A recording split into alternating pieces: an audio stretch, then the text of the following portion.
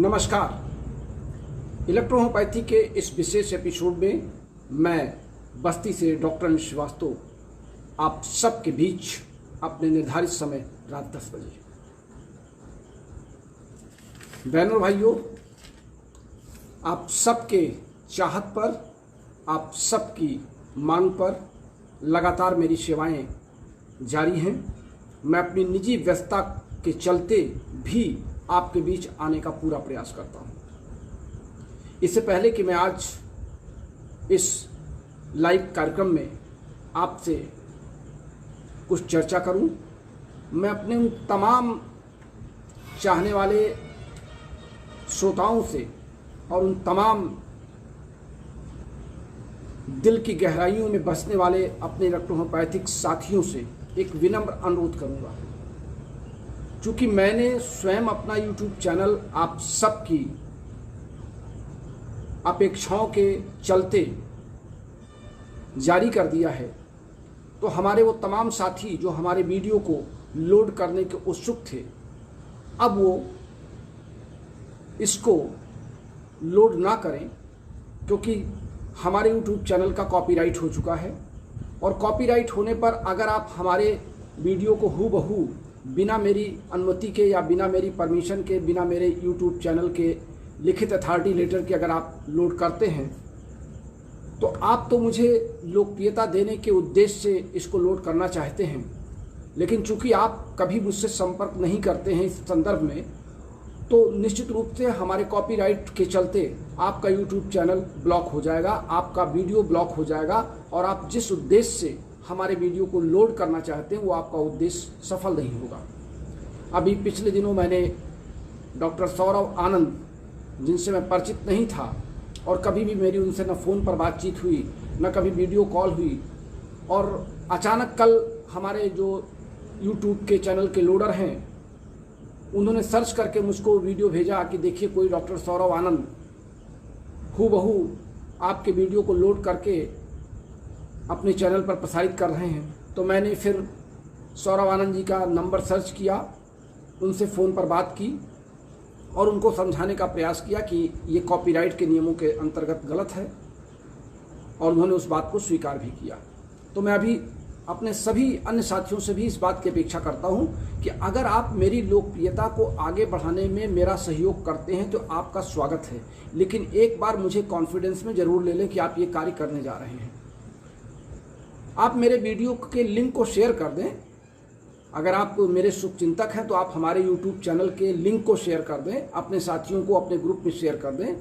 अगर आपने अपना कोई चैनल बना रखा है तो मेरे अगर YouTube के से आप उठा करके कोई कॉपी करते हैं या लिंक को शेयर करते हैं, तो आप वहाँ नीचे उसके पहले आप लिख दें कि डॉक्टर अनिल से श्रीवास्तव से साभार प्राप्त, या आप अपने वीडियो को बनाने, हमारे वीडियो को जारी करने के पहले आप अपना एक वीडियो जारी कर दें जिसमें आप लिखें और बोलें कि मैं ये वीडियो जो आगे प्रसारित कर रहा हूँ डॉक्टर अनिल श्रीवास्तव के द्वारा मुझे साभार प्राप्त हुआ है। तो वो मेरे द्वारा आपको दिया गया वीडियो मान लिया जाएगा। लेकिन जब आप इस तरह नहीं बोलेंगे और सीधे मेरे वीडियो को आप अपने चैनल पर प्रसारित कर देंगे और फिर मेरे चैनल को आप चैलेंज करेंगे, तो कॉपीराइट में आपको YouTube चैनल आपको ब्लॉक कर देगा। इस नाते अगर ऐसी कोई कार्रवाई होती तो उसके लिए आप स्वयं उत्तरदायी हैं। मैं आप सबसे अपेक्षा करता हूं कि आप हमारे किसी वीडियो को बिना मुझे कॉन्फिडेंस में लिए, बिना मुझे फ़ोन कॉल किए कृपया कहीं भी लोड ना करें। लिंक आप प्रसारित करें, उसको फॉरवर्ड करें, लेकिन वीडियो को हूबहू लोड ना करें। मैं समझता हूं कि आप मेरी बात को समझ चुके होंगे और इस पर कल से अनेकों टिप्पणियां मुझे मिली हैं। अब आप सबकी इतनी ज़्यादा लोकप्रियता बढ़ गई है कि आप लगातार हमारे संपर्क में बने हुए हैं। आप सबके नमस्कार, चरण स्पर्श, आपके स्टिकर्स मुझे लगातार दिख रहे हैं। अब्दुल मुतलबुर जी दिखाई पड़ रहे हैं। बहुत से साथी इस समय लाइन पर स्टिकर से नमस्कार का स्टिकर दे रहे हैं। आप सब लाइक कर रहे हैं और ऑनलाइन आप मेरे इस पेज पर लगातार जुड़ते जा रहे हैं। अभी भी जिन साथियों ने हमारे पेज को सिर्फ लाइक किया है लेकिन वो फॉलो नहीं किए हैं, तो कृपया फॉलो कर लें, क्योंकि अब सारे के सारे वीडियो हमारे जो लाइव क्लास है वो हमारे पेज पर ही चलेगा। क्योंकि आईडी पर मैंने जैसा आपको बताया कि 5000 की सदस्यता के बाद हमारे फेसबुक की आईडी बंद हो जाती थी और फिर हमको नई आईडी बनानी पड़ती थी। इस नाते मैंने पेज का निर्माण किया और पेज पर आप सबकी उपस्थिति बढ़ रही है लगातार। ये हमारे चाहने वालों की एक बहुत अच्छी तस्वीर उभर कर सामने आ रही है। तो आइए अब बात कर लेते हैं आज की क्लास की। आज का क्लास आप सब ने चर्चा की थी कि एलर्जी से शुरू किया जाए। तो एलर्जी के पहले एक और कॉमन रोग जिसे आप कह सकते हैं, बहुत अच्छे अच्छे स्टिकर्स आपके आ रहे हैं, मैं देख रहा हूँ इस समय बहुत ही अच्छे स्टिकर्स आप लोग लिख रहे हैं और हमारे विचारों से डॉक्टर राजेश केसरी जी लिख रहे हैं, राइट सर, आप सब मेरे विचारों से सहमत हैं, मैं आपका आभार व्यक्त करता हूँ। एक बहुत ही कॉमन रोग जो हमारी युवा पीढ़ी में दिखाई पड़ता है और वो है कील मुहासे, एक्नी, पिंपल्स, बहुत से नाम हैं। आप लिख दें, आपके कमेंट्स बड़े लंबे लंबे आ रहे हैं और मैं अगर कमेंट्स पढ़ के आपको जवाब देना शुरू करूंगा तो ये क्लास लंबा हो जाएगा और चूंकि टाइमिंग ज़्यादा हो जाएगी, मैं अभी इस क्लास के तुरंत बाद आप सबके जवाब दूंगा और कोशिश करें कि आप अच्छे सवाल दें। हमारे कई साथियों ने कल हमको व्यक्तिगत व्हाट्सएप नंबर पर भी आपने सवाल लिखे हैं, मैं उन सवालों को भी अपने रविवार के सवाल जवाब कार्यक्रम में सम्मिलित करूंगा। कील मुहासे या एक्नी बताने से पहले मैं पहले आपको प्रकृति के द्वारा रचे गए इस शरीर की कुछ विशेषताओं का वर्णन करना चाहूंगा।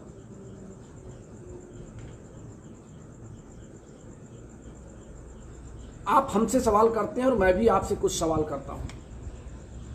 अगर आप ईश्वर में आस्था रखते हैं और ईश्वर में आस्था हर धर्म के चाहने वाले रखते हैं, मैं ऐसी अपेक्षा करता हूं, क्योंकि आस्तिक सभी धर्मों में हैं, सभी वर्गों में हैं, सभी जाति में हैं।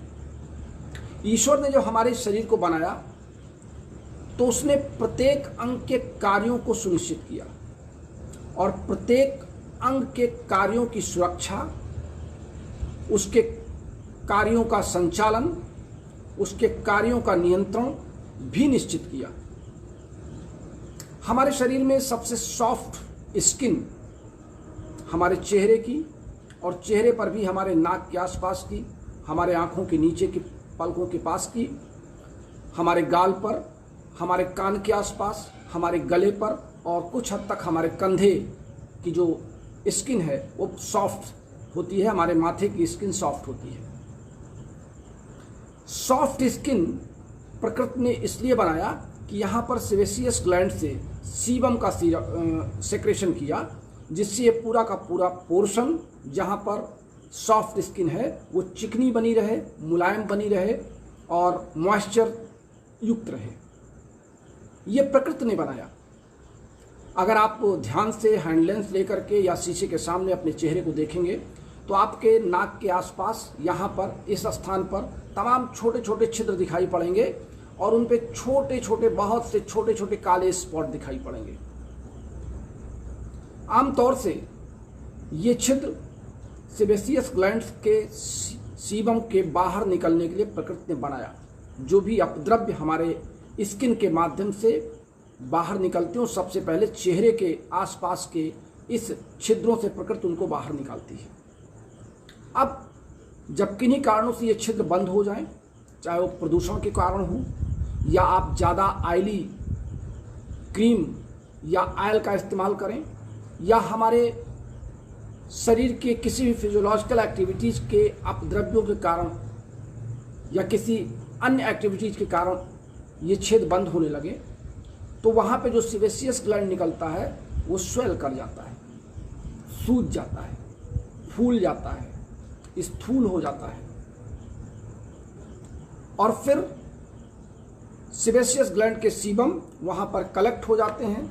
वो व्हाइट या येलोइश कलर के नीचे से प्रेशर बनाते हैं और बाद में वो एक छोटे छोटे दानों के रूप में उभर के बाहर आते हैं, जिससे हम कील मुहासे या एक्नी कहते हैं। अब इनकी दो कंडीशन हो, यानी अगर हम इसको ये कहें कि सेबेसियस ग्लैंड के निकलने वाले स्थान के आसपास की जो स्वेलिंग है या वहाँ पर जो उभार है उसे हम कील मुहासे या एक्नी कहते हैं। अब ये दो तरह के होते हैं, एक इन्फ्लामेटरी कंडीशन में और एक नॉन इन्फ्लामेटरी कंडीशन में। जो नॉन इन्फ्लामेटरी कंडीशन होता है ये ब्लैक एंड व्हाइट कलर के होते हैं। ब्लैक एंड व्हाइट कलर का तात्पर्य है कि इनके ऊपर एक छोटा सा नुकीला पार्ट ब्लैकिश हो जाता है। ब्लैकिश जिसे हम जब वो ओपन करते हैं माउथ को तो ब्लैकिश ये कमडोम होते हैं। कमडोम जिसको हम खील कहते हैं, आम बोलचाल की भाषा में खील होता है। इसको दबाइए तो एक गाढ़ा सा कड़ा सा एक गांठ सी नुमा निकलती है जिसे हम खील कहते हैं। और जब वो खील निकल जाती है तो फिर वहाँ का वो छेद सामान्य रूप से समाप्त हो जाता है। तो कभी वो खील सफ़ेद रंग की निकलती है और कभी आगे की तरफ ब्लैक कलर की निकलती है। तो ये ब्लैकिश या वाइटिश कलर में निकलने वाले जो खील हैं या कमडोम्स हैं, इनको हम नॉन इन्फ्लामेटरी कंडीशन के कील मुहासे की संज्ञा में लेते हैं। और दूसरा है इन्फ्लामेटरी कंडीशन, जब ब्लैक या वाइट कलर के कमडोम्स निकलने ना पाएं और उसके आसपास स्वेलिंग होना शुरू हो, रेडनेस आना शुरू हो, पस का बनना शुरू हो, हमको छोटी छोटी फुंसी के रूप में या छोटे छोटे एब्सेस के रूप में वो दिखाई पड़े, तो उसे हम इन्फ्लामेटरी कंडीशन कहते हैं। और इन्फ्लामेटरी कंडीशन भी लगभग 3 प्रकार की होती है। हालांकि हैं कई प्रकार, लेकिन मुख्य मैं 3 प्रकार से उसको डिवाइड कर रहा हूँ। एक है पंपिल्स के स्टाइल में, दूसरा है नोडुल्स के स्टाइल में और तीसरा है सिस्ट के स्टाइल में। तो पंपिल्स हैं ये छोटे रेडनेस कलर के हल्के हल्के दाने चेहरे के आसपास हमारे यहाँ पर दिखाई पड़ते हैं। और इनमें स्वेलिंग तो नहीं दिखाई पड़ती लेकिन रेडनेस दिखाई पड़ती है और रेडनेस के आसपास फैलते हुए कवर कर जाते हैं और इनमें हल्की जलन होती है और बाद में ये कुछ सफ़ेद होकर के फूट जाते हैं दबाने से और फिर इनका पस बन के बाहर निकलता है और पशु गीला होता है। दूसरा होता है नोडुल्स, ये और बड़े साइज में होते हैं, अंदर की तरफ भी ये काफ़ी टिश्यूज़ को कवर करते हैं और एक फोड़े नुमा पार्ट में उभार देते हैं, लेकिन जब ये फूट जाते हैं तो फिर वो जगह भर जाती है। और तीसरा होता है सिस्ट।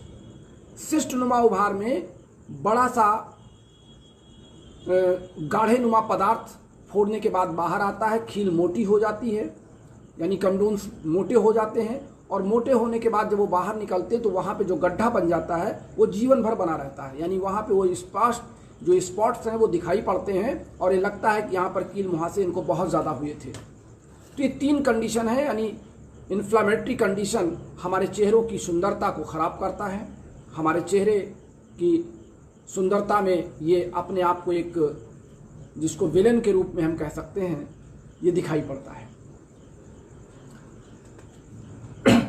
सिस्ट जो होते हैं ये लार्ज होते हैं, इनमें जलन होती है, पेन होता है, रेडनेस होती है, पस ज़्यादा इकट्ठा होता तो पेन ज़्यादा होता है और वही पस धीरे धीरे पेस्ट के रूप में बन करके गाढ़े के रूप में बन करके बाहर निकलता है। अब हम चर्चा कर लेते हैं कि इनके कारण क्या है। देखिए 13 वर्ष से लेकर के लगभग 30 वर्ष 35 वर्ष तक कील मुहासे या एक्नी आपके चेहरे पर दिखाई पड़ते हैं। जो सामान्य कारण है वो सबसे बड़ा कारण है कॉन्स्टिपेशन। हमारे बॉडी के अपद्रव्यों का मल पदार्थों के साथ बाहर ना निकलना, मल पदार्थ का बाहर ना निकलना, 48 घंटे से अधिक खाया हुआ भोजन मल पदार्थ के रूप में शरीर से बाहर ना निकलना, ये कॉन्स्टिपेशन में आता है। और कॉन्स्टिपेशन होने से विभिन्न प्रकार की गैसें हमारे रेक्टम में बनती हैं जो ऊपर की ओर पुश करती हैं, हमारे ब्लड सर्कुलेशन को प्रभावित करती हैं और फिर हमारे सॉफ्ट स्किन पर उसका दुष्प्रभाव पड़ता है और अंदर से सेबेसियस ग्लैंड की जो सक्रियता है उसमें ऑब्स्ट्रक्शन आता है, उसमें बाधा आती है और कील मुहासे बाहर की ओर प्रेशर देते हैं उन गैसों के माध्यम से। ये पहला कारण है। दूसरा कारण है जो आमतौर से कॉमन प्रॉब्लम भी है, हार्मोनल चेंजेस। 13 साल से लेकर के 20-22 साल तक की उम्र जो होती है ये यौवन अवस्था की होती है, युवा अवस्था की होती है, जिसमें मेल और फीमेल सेक्स ऑर्गन जो हार्मोन्स हैं वो सक्रिय होते हैं। सेक्स हार्मोन्स के सक्रियता के बढ़ने के साथ साथ मानव की स्वाभाविक रूप से सेक्स की इच्छाएं भी प्रभावित होती हैं और अत्यधिक इच्छाओं के चलते जो सेक्सुअल हार्मोन्स हैं वो अपनी क्रियाशीलता को बढ़ा देते हैं और उस क्रियाशीलता के बढ़ने से शरीर में जो हीट आती है या हमारी कोशिकाओं में जो हीट होती है वो हमारे सॉफ्ट स्किन की ओर सबसे पहले वो हीट प्रभावित होती है। जिन महिलाओं के मेंस्ट्रुअल साइकिल प्रॉपर समय से नहीं होते हैं, मेंस्ट्रुअल साइकिल रुक रुक के होते हैं, कम होते हैं या पीरियड शुरू नहीं होते हैं, पीरियड जैसे 13 साल 14 साल के आमतौर से शुरू होना चाहिए और 16 साल 17 साल तक पीरियड नहीं आते हैं, 15 साल तक नहीं शुरू होते हैं, तो फिर बॉडी में सॉफ्ट स्किन की तरफ कील मुहासे ज़्यादा निकलते हैं। ये हार्मोनल चेंजेस के कारण है, लेकिन वो चूँकि उनकी सक्रियता समान रूप से नहीं हो पाती है, इस कारण से कील मुहासे वहाँ पर निकलना शुरू हो जाते हैं। ये एक आम कारण है। और जो दैनिक कारण है, लगातार काम करना, नींद का ना आना, पाचन क्रिया में गड़बड़ी होना, पानी हमारे शरीर की मांग के अनुसार पानी की मात्रा शरीर में ना पहुंचना। आमतौर से 15 किलो के वजन के व्यक्ति को दिन भर में 1 लीटर पानी की आवश्यकता होती है। आप अपने शरीर के वजन के अनुसार 15 से गुणा करके दिन भर के सुबह उठने से लेकर रात सोने तक आपको उस हिसाब से पानी का सेवन करना है। अब अगर ये हो ही जाए तो हम अपने खान पान में क्या करें? हमको भरपूर हरी साग सब्जियां, विटामिन युक्त भोजन लेना है। तेल मसाले मिर्च की गर्म ऑयली भोज्य पदार्थों से बचना है जिससे कॉन्स्टिपेशन से बचा जा सके। गरिष्ठ भोजन नहीं करना जो देर में पचते हों। और अगर पिंपल्स आपके निकल भी आए हैं तो आप उसको दबाएं नहीं, दबा करके ना फोड़ें, क्योंकि एक फोड़ने पर दूसरा निकलेगा, तीसरा निकलेगा। और गुनगुने पानी से कोशिश करें कि मुंह को 2 बार 3 बार आप छींटे मार के धुलें, लेकिन तौलिए से उसको चेहरे को रगड़ें नहीं। किसी अच्छे साबुन का प्रयोग करें चेहरे को साफ करने के लिए, क्योंकि धूल या बाहर से छेद बंद होने पर भी अंदर से प्रेशर होता है कील मुहासे बनने का। नमक की मात्रा को आप निश्चित कर लें, एक सीमित मात्रा में नमक का सेवन करें, क्योंकि नमक सोडियम आयन का ज़्यादा सर्कुलेशन हमारे कील मुहासों को प्रभावित करता है। साथ ही नमक के सेवन को भी कम करना पड़ेगा। तनावयुक्त जीवन से आपको मुक्त रहना पड़ेगा। अधिक क्रोध न करें, चिंता न करें, फ्री लाइफ जिलें, हंसी खुशी के माहौल में रहें और गर्म चीज़ों का सेवन ज़्यादा न करें। ये कुछ बचाव हैं जिससे कील मुहासों से बचा जा सकता है। लेकिन अगर कील मुहासे हो ही जाएं तो इलेक्ट्रोहोम्योपैथिक चिकित्सक के पास अगर इस तरह के रोगी आते हैं तो आप क्या करें? हमारे 3 बल्कि 4 कैटेगरी में हम कील मुहासों में इलेक्ट्रोहोम्योपैथी के दृष्टिकोण से कार्य करते हैं। पहला तो आपका एपीपी है, जिससे आप चेहरे की धुलाई कर सकते हैं। एपीपी से धुलाई करने का तात्पर्य है कि एपीपी को पानी में डाल करके 20 से 25 बूंद 50 बूंद और कॉटन को भिगो करके अपने चेहरे पर कुछ देर कॉटन को फैला के रख दें। जब कॉटन सूख जाए तो चेहरे से हटा दीजिए। पेट साफ नहीं हो रहा है, कॉन्स्टिपेशन बना हुआ है, कील मुहासे का रोगी आपके पास आया हुआ है, तो आपको L3 और C1 ये दोनों देना पड़ेगा एक साथ, 20-20 ड्रॉप दिन में 3 बार। अगर पेनफुल है, इन्फ्लामेटरी एक्नी दिखाई पड़ रहे हैं आपको, तो वहाँ पे आप S5, C7, C1, B और G ये 5 बराबर रेशियो में मिला करके 20-20 ड्रॉप आप रोगी को सुबह दोपहर शाम 3 बार खिलाइए।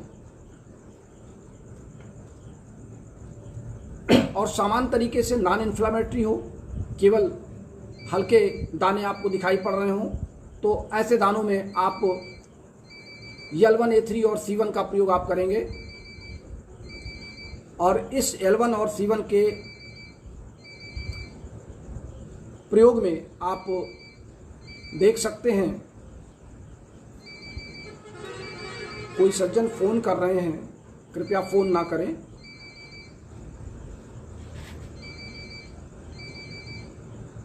तो ये हमारे आज के इस विशेष कार्यक्रम में, विशेष क्लास में हमने आपसे एक्नी पर बात किया, कील मुहासों पर बात किया, इलेक्ट्रोहोम्योपैथी की चिकित्सा विधि के बारे में बात किया।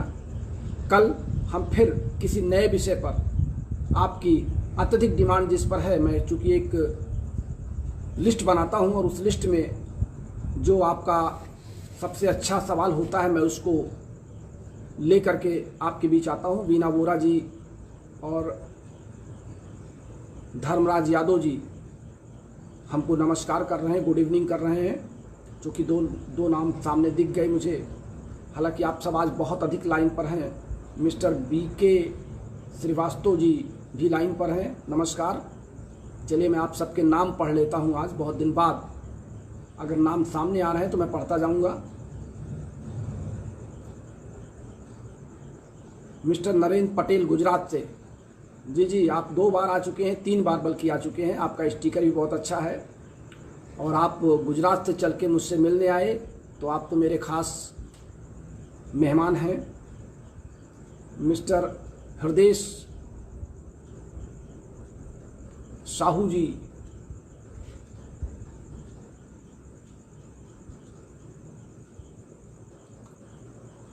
चलिए आप सबका बहुत बहुत आभार है। और मनोज कुमार ठाकुर जी, अब आपके इस नाम के साथ अब तो नाम बढ़ते जा रहे हैं। मैं मनोज कुमार ठाकुर जी के बाद मिस्टर रविंद्र यादव जी भी आ चुके हैं। आप सबका बहुत बहुत धन्यवाद आज के इस कार्यक्रम में मेरे साथ लाइव रहने का। मैं फिर चलने से पहले एक बार आपसे अनुरोध करूंगा कि DR Anil Srivastava YouTube channel को आप सब्सक्राइब करें, लाइक करें और शेयर करें और बेल दबा दें। जितने अधिक संख्या में हमारे सब्सक्राइबर हमारे यूट्यूब चैनल पर बढ़ेंगे, उतनी ही अधिक इलेक्ट्रोहोम्योपैथी की लोकप्रियता पूरे विश्व में फैलेगी। हम आपसे और आपके मित्रों से, आपके परिवार के सदस्यों से ये अपेक्षा करते हैं कि अपने एंड्रॉयड फ़ोन से आप हमारे DR Anil Srivastava YouTube channel को सब्सक्राइब करें, लाइक करें और बेल दबाएं और अपने अच्छे सवालों को जरूर लिखते रहें। हमारे फेसबुक पर, हमारे पेज पर, हमारे व्हाट्सएप पर, हमारे टेलीग्राम पर, इंस्टाग्राम पर और हमारे ट्विटर पर भी आप किसी पर भी अपने अच्छे सवाल हमें भेज सकते हैं। हमें आपके अच्छे सवालों का इंतजार रहेगा।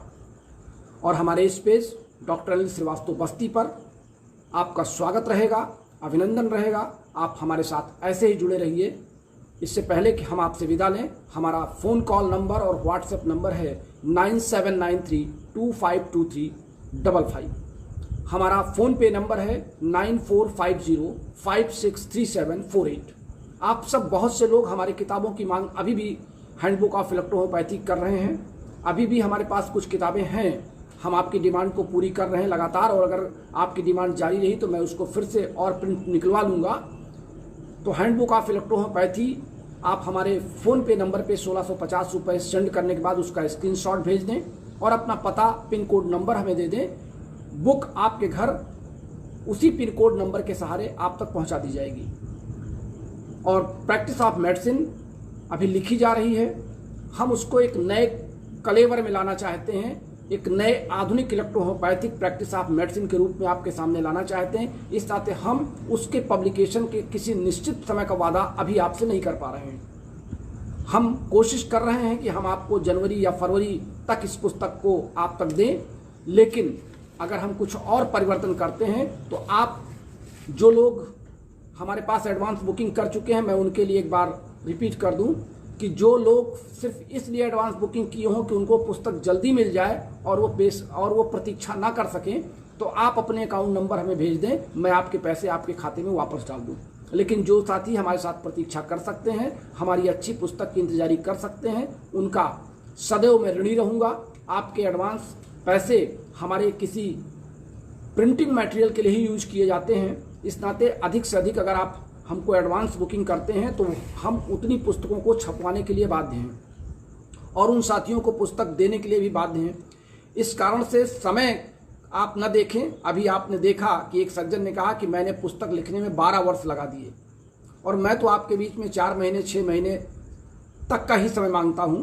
तो इस नाते अगर आपको मेरा ये समय ज़्यादा लग रहा हो और आपको ये लगता हो कि मैंने आपके 500 रुपये से आपके एडवांस बुकिंग में बेईमानी की है, तो प्लीज़ मेरा आपसे अनुरोध है कि आप अपना अकाउंट नंबर हमको तत्काल भेजें, अपना नाम भेजें, मैं आपके वो 500 रुपये आपके अकाउंट में वापस भेज दूँ।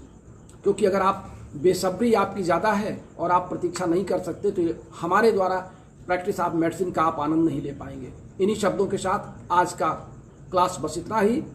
फिर मिलते हैं अपने नए कलेवर में नए क्लास के साथ। तब तक के लिए अपने प्यारे दोस्त डॉक्टर श्रीवास्तव बस्ती को इजाज़त दीजिए। नमस्कार, शुभ रात्रि।